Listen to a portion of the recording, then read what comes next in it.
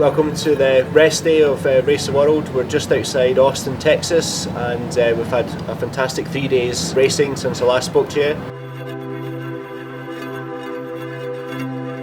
It's been really quite epic what we've been through, the distance we've covered and the conditions we've had to race in.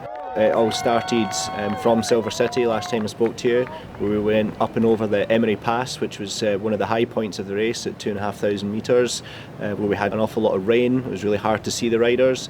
So we took the tough decision to neutralise the descent and took them down to the bottom, and then carried on the racing from there in what was one of the longest days at 120 miles. The racing continued. The two teams had different strategies into the headwinds, into the tailwinds, and those two things always came together. The race was actually decided in only 15 seconds of difference, with Garan coming out just on top.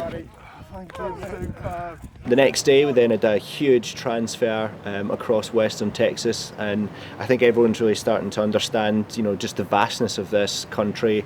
That day then we had a solo enduro stage in the afternoon, starting in the cool little town of Sonora. And again, just that team dynamic coming through, which is a big unique part of Race the World.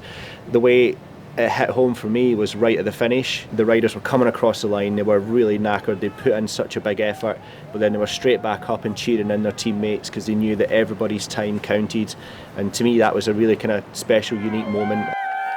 And it was also really excellent to see Deman win their first stage in the solo enduro stage, and I think Team Garan were a bit disappointed, and shows the competitiveness that's in there, which is really great. But for Deman, they put in a real solid ride, and everyone put in full 100% effort, and you could tell that as they came across the line. So that was a real special moment for them to get their first win.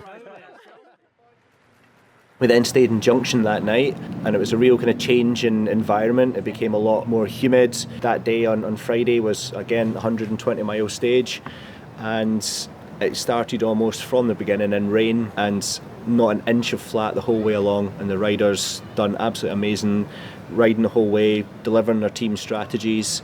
They were always so close, and the teams have really kind of come together, and there's hardly anything between them now. And on Friday it finished with just 6 minutes between them. Team Garan coming out on front once more, so it's really, really excellent to see. So rest day, we're now transferring across and still in Texas, unbelievably. After 3 days, we're still trying to get across this huge state. Really tough few stages coming up.